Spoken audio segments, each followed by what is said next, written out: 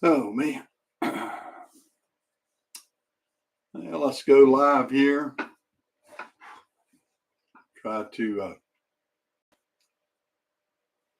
get a little bit done today. I'm really busy, and I'm going to have to cut everything a little bit short because I've got so much to do today. And hey, Zach, how are you? Hey, Jamie. Glad to see you guys in here. Let me see. I got a Kleenex. Guess not. I've got to. I got a runny nose a little bit. I got a sniff. But I've got a real busy schedule today. I'm gonna be on the air. Oh yeah, the second hurricane was bad too. Yeah, were you down in Florida, Jamie, or were you up north? Yeah, yeah. I guess I could just use my sleeve, couldn't I? Yeah, but actually got a little napkin right here. That'll help. That'll help a little bit. Yeah, I'm I'm really busy today. Once since no, Milton was the last one to hit anything. Well, no, wait a minute. Was Milton? Yeah, the first one, the first big one that hit us was, gosh, what, Helena. Helena is the one that hit North Carolina so bad. And then Milton is the one that hit Florida so bad. I mean, Florida got hit on both of them, actually. Oh, yeah. I'm okay. I mean, we had some damage on Helena. I mean, we lost several trees and the power was out for several days and it was still. I mean, they're still doing work around this area for storm damage. I mean, it's not cleaned up completely for sure, and you know we're still dealing with that, and uh, you know we're probably going to be doing it for a while. Hey, Joey, how are you? Yeah, is that my Yankee, Joey? Oh, me, Joe. I was kidding.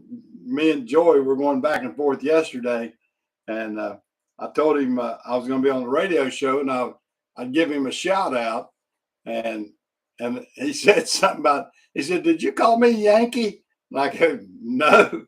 I said, "Do you want me to?" Uh,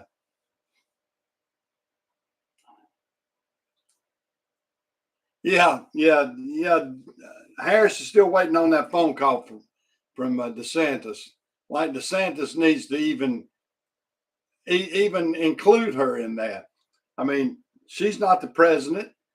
She's not calling the shots uh, on stuff like that. She just wants to politicize it and make it look like, well, he didn't call me or he wouldn't answer my call. Well, Kamala, what do you have to answer? What are you doing? Are you in charge of that too, like you are the border? I mean, if if your response is to do what you did at the border, DeSantis definitely doesn't need your help. He doesn't need your help at all. If the same results that we get from the border that you closed, not yeah. If the border was a hurricane and Kamala was in charge, the United States would get wiped out. I mean, that's the extent of that.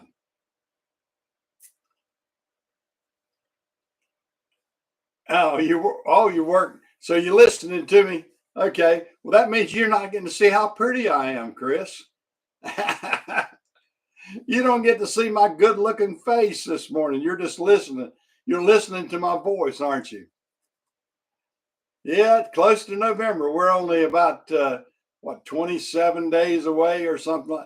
I mean, it'll be less than a month from this coming Tuesday when we have the election, and I'm ready for it. I'd like to vote today if I could. I hope they do fall off. I hope they fall off and they can't find the lugs for it. You know, I mean that's how I feel about it right now. They they have misled the American public uh, so much, and then I get some of my so-called Democratic friends. They keep throwing up this Project 2025. I said Trump didn't agree to that. That's not his policy. They keep saying, "Oh yeah, that's a real bad policy." Well, fine. If it's a bad policy, it's fine. It's not Trump's policy. It's not what Trump's doing, but they want to tie him into something that they want to say that he's tied into. That he's not tied into it. He's not involved with it. That's not his philosophy. But they want to say that that's his philosophy. Just like Kamala Harris keeps running ads that saying, "Oh, he's going to have a middle class tax increase." He's cutting more taxes. He's wanting more deregulation than anybody. He's wanting you to be able now to get tax credit for your car. If you buy a new car, you get, for years, for the last, oh gosh, I don't know, 20 or 30 years, they took away the tax credit on a car. I mean, it used to be if you bought a car and the interest you paid on it, you'd get to deduct that. Well, they stopped that several years ago, and he's wanting to bring that back so you can get credit for that. So it would incentivize uh, the car makers and everybody else to get it so you can get a new car. I mean, right now the price of a car, a pickup truck or whatever, is twice what I paid for a house when I first got married. I mean, just think about it, twice. I mean, the average house when I got married was about $35,000. The house. Now the average truck or car is 75,000, more than twice what I paid for my first house. And now, it's crazy. And then people are expected to pay that back in 6 or 7 years too, as opposed to, I mean, we were getting 30-year mortgages or 20-year mortgages on 25 or $30,000. My dad, when he built his house in 1961, 62, he paid $20,000 for the house. And I'm talking about a big, massive house. That house now is worth about $400,000. I mean, that's how much inflation is kicked in there. And it's something.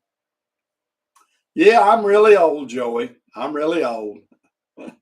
Yeah, that's for sure. He was kidding me about that yesterday. Yeah, because he got his CDL permit. Joey got his CDL permit, and I said, yeah, it was 1971 or 72 when I got mine.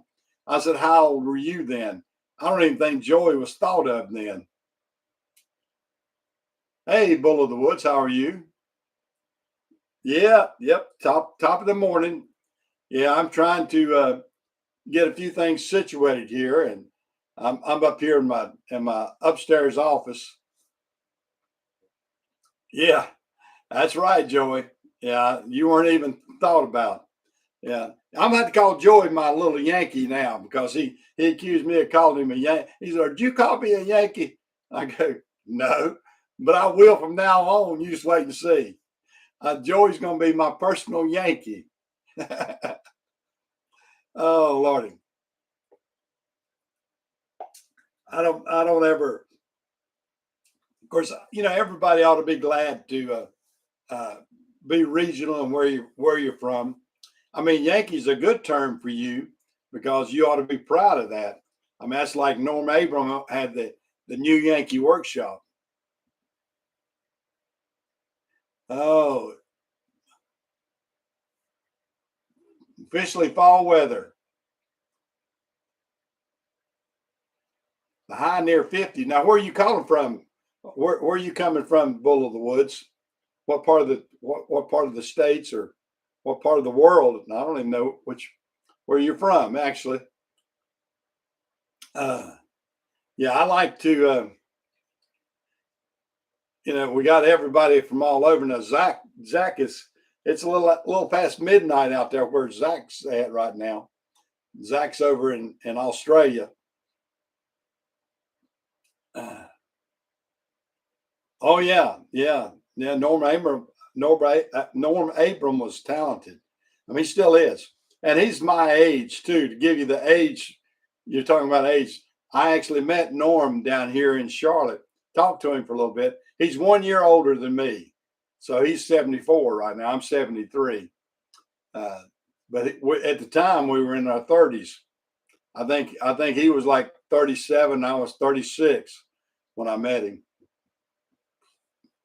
Oh yeah, he's retired now. He's like I said, he's a year older than me, and he's retired completely from everything. I mean, we get to a point in time in our life. I mean, I'm retired from everything that's called a job. Although I stay busy, I'm doing a lot of volunteer work and stuff like that. And I mean, I do my YouTube channel and I do my radio show, and I've got the radio show going on this afternoon. And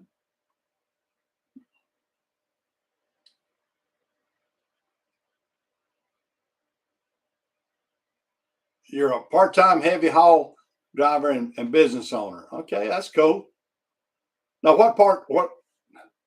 Oh, you're northeastern part of Oregon. Okay, so you're up there. It's early in the morning for you right now. That's a pretty part of the country and everything. Pretty part of the country. Landscape's great. It's the only thing that's bad up there is politics in those big cities up there. I mean, that's the only bad thing about that. Yeah, that's the bad part about it. Got to wet the whistle here. My old voice will wear out if I don't. But yeah, I've got a busy day today. I've got, like I said, I've got my radio show that I'm doing at high noon. If anybody wants to tune in, of course, Zach, I know you'll be in bed asleep good by then, but I'll post that. You can go on to JUKINOLDIES.com. JUKINOLDIES.com. Go on that, and you can hear me at. I'm gonna be on from 12 p.m. to 3 p.m. today.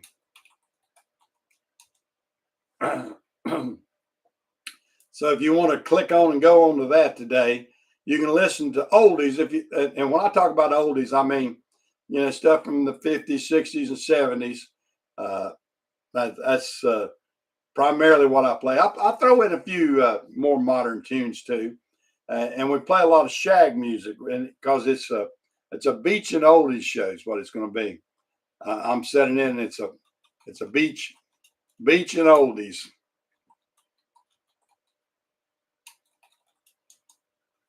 Yeah. Yeah. Well, that's good. I'm glad you're in the conservative side, Bull. Because it's that ultra liberal that at those big cities in Oregon and Washington, just Seattle is nuts. The people down there, and they've run a couple of good cities. I mean, we got some beautiful countryside out in Oregon and Washington, but they've ruined the cities out there. And I don't know. It always puzzles me how all these liberals migrate and group together in these big cities. Because if you look at a cluster of the map of where people are voting and how they're voting, and you look at it, the United States is 90% landmass is red. And then you got the dots, New York, you got California and Washington, Oregon, and then New Jersey and a couple of them like that. That's the blue states. That's the blue area. And then the rest of the whole United States is red. I mean, of course, we got splotches of blue here and there too. I mean, we got the blue cities in North Carolina, like Raleigh, Durham, Winston-Salem, Greensboro, and Charlotte, and Asheville. All those big cities, they got the cluster of liberals in there too. And then everybody else is pretty much rural and red. And that's and I'm out here in the rural side. I'm out here. Guys, you're going to have to hold on a second. I have got to step back. I got to step in the next room and get a little Kleenex. I'll keep talking a little bit. Hold on a second.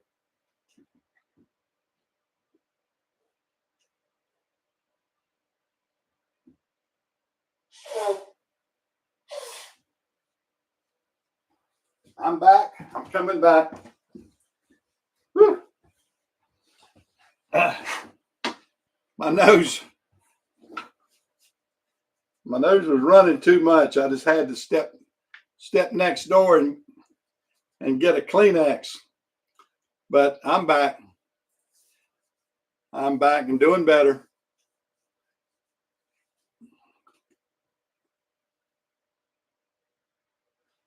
Yeah, well, we're the liberal landscape is ruining so many cities. I mean, what can you say? What can you say? I mean, you got Chicago and Detroit and New York City and Philadelphia, L.A., Portland, Atlanta. Even Atlanta down here in the South is ruined by ultra liberals. But it is what it is, I guess. I mean, we can't do anything about it except try to vote it so we can, take it. And this is the purpose of all these liberals wanting to get rid of the Electoral College. The Electoral College levels the playing field for everybody. It says you can't control everything by your population density. And that's what the Electoral College helps prevent is population density. And we've got too much of that in certain parts of our United States. And so many people don't realize how the Electoral College was set up, and it protects the United States. If not, we would be one party. We'd be the Democratic Party, and that's it, because it would give no credence to what the other people in the United States wanted to say.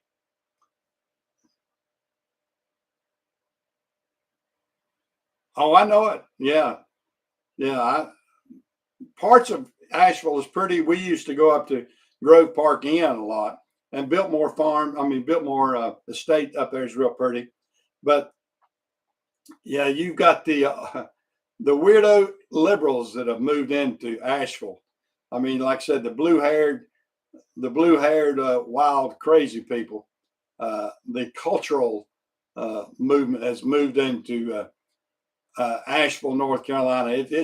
It's made a crazy place for sure. And that's what you get sometimes. I mean, you have to adapt. I mean, the good old country boys that live outside of Asheville, Black Mountain, Swannanoa, Fletcher, all these places outside of downtown Asheville, pretty normal people.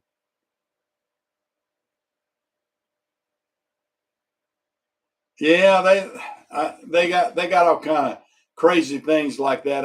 Like I said, I don't know how you combat stuff like that. Well, no, that's what you need. I mean, that's like there's a sheriff in Florida. I love to watch his broadcast. because he lets it go on these people, all these criminals and everything. I forget what county he's the sheriff of, but he'll tell them right quick. You don't come to Florida to loot, and you don't, if you expect. I mean, they talked about. I saw an interview about a guy that had stolen a sheriff's deputy's gun and shot him and whatever. And they said, and when they got him, they end up his policeman shot him, and they said, "Well, why did you have to shoot him? That too, I guess." So why did you have to shoot him 60 times? And he says, "Because we ran out of bullets." In other words, we would have shot him 100 times if that had enough bullets. And I thought that was a cool response. Yeah. Oh yeah, and that's what they're doing. They're being imported by the liberals. I mean, you got the illegals. The illegals are coming in and helping make more liberals, you might say. And that's what they want. They want more like-minded people or like voting people.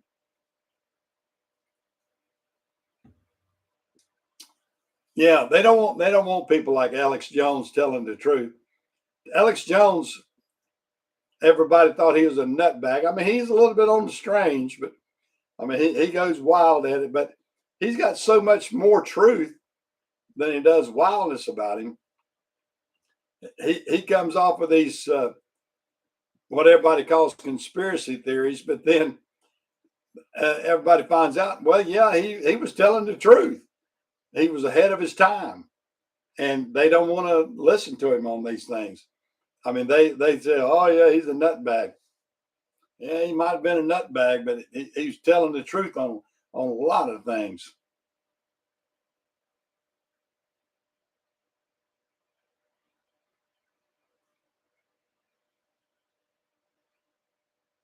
Oh yeah, you're probably going to see that. That's one of the only places too. Yeah, we kind of write that off in North Carolina. The town of Asheville is going to go Democrat. The town of city of Charlotte's going to go Democrat. You've got Winston-Salem, Greensboro, and all those areas are going to go Democrat, and that's where the stronghold is for that. I mean, you got about 4 or 5 pockets in North Carolina that are going to go Democratic, and then other than that, it's Republican. I mean, it's a red state, except for a couple of pockets of blue, in the major cities.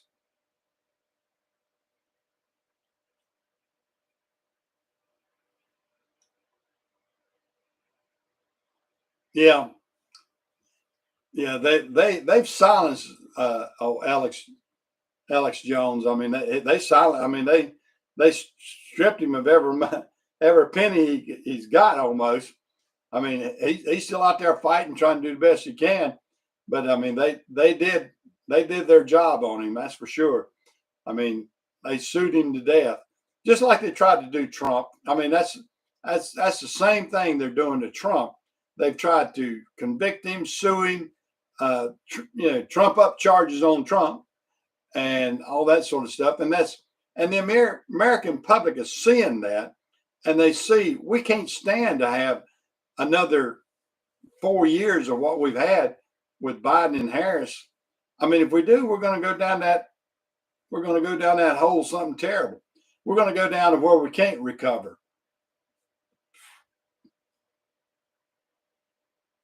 Oh yeah, yeah. They're trying their best to strip President Trump down to nothing. I mean, the average person, and this is why he's so resilient and everything. The average person, if they sit back and look, they'd go, "I couldn't take it. I could not take it." But that shows you how strong he is. That shows you how he's going to have to fight, because you got all the news media that's against him. You've got all the liberals that are against him. You got all these people that in business that they don't want to say about it, but they like Trump for what he brings, but they have to be quiet so they don't hurt their business. I mean, it's a crazy situation. Yeah. Well, you know, I don't know how much Trump can take. He's it amazes me. He amazes me of how much he has put up with. I don't know if I could have took it. I mean, he's got at least a good support team. His children and people around him, they're a good support group. But it's something else. Yeah, Obama. I think Obama showed his hand. He's out fussing at these young black kids. You can't be doing that. You can't be just because she's a woman. You don't. You need to still vote for her and all that sort of mumbling jumbo and yeah. You're black. You got to vote for her. You know. If you're brown and you're black, you got to vote for. You got to vote for Harris. I mean, that was stupid. That was stupid. I mean, I don't want somebody coming at me and say, well, you're white, you've got to vote for so and so. I mean, they don't say that to me about Trump. They don't say, well, you're white, you've got to vote for Trump. I mean, if I didn't want to, I wouldn't. It's got nothing to do with skin color.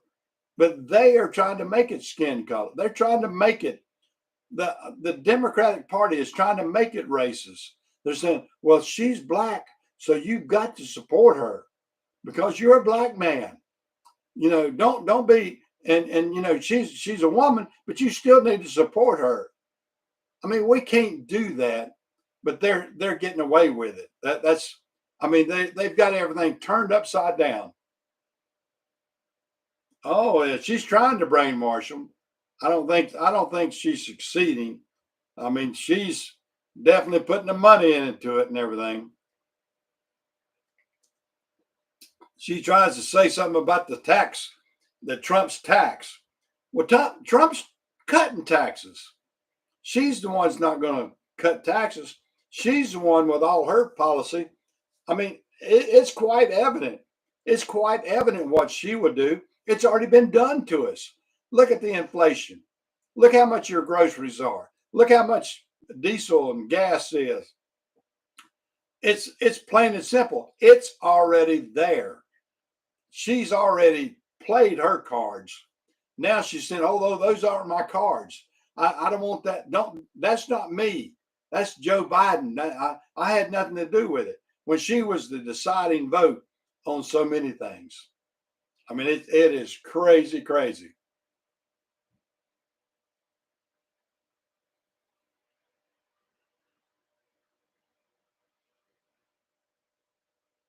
Oh, good gracious! I know. I mean, and that is so crazy, isn't it, Jerome? I mean that is using the race card and then calling everybody else racist. I mean, that is so pathetic. Like I said, I mean, nobody's ever come to me and said, you've got to vote for Donald Trump because he's white. Yeah, I'm white, but I wouldn't have to vote for him. I mean, I'm gonna vote for a black governor. I mean, I'm not supposed to be swayed, and they try to almost on that way. They're trying to make the Democrats are trying to almost say that quietly that you need to vote for this white guy. No, I'm not going to.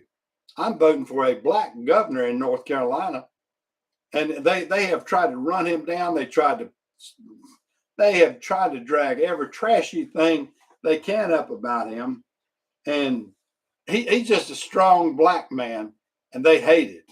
They hate it, and he says the things that 99% of the black men say, and they don't want you to hear it. But I mean, I like Mark Robinson. I mean, they can drag up all this crap. They try to drag up some sort of porn thing about him and tie him in with that, and they've tried to say that he was anti-Semitic and tie him in with that. Mark Robinson is just a good old boy and a good old black boy black guy. I won't say boy, but a black man. He's a good old black man that says it like it's supposed to be said, and people can't stand it. People can't stand it. They don't want you to hear truth from a black guy like that. They want you to have the, you know, sweet talking white guy that's just because, oh yeah, I'm the nice guy. I'm not gonna do anything radical like that. Bull crap. I want the guy that's gonna kick ass. Mark Robinson is the kind of guy that kicks ass. He's already proven it. He proved it as lieutenant governor. And now they want to, they don't want him as governor. And he's a black man. So all the black people ought to be voting for him, shouldn't they? But no, they're trying to make the black person feel guilty for voting for him now. And he's not a Democrat, so they you know, it's the Democratic tie there. So it is really crazy. Yeah, it's I don't, I'm glad that 90, you know, I don't know about 90%, but I mean a lot of the black men in America have looked at it the logical way and say, we're not voting for Harris just because she's black. And she is barely black. That's the thing about it. She's half Indian. Her mother was 100% Indian. Her dad was Jamaican, whereas the Jamaican race was very mixed. She has a lot of Irish in her. Her dad's family were slave owners in Jamaica. They said, I think they owned like 1,100 slaves at one time in Jamaica. Her family. Oh yeah. So she's not the racist. She definitely not from a racist family because she owned 1,100 slaves.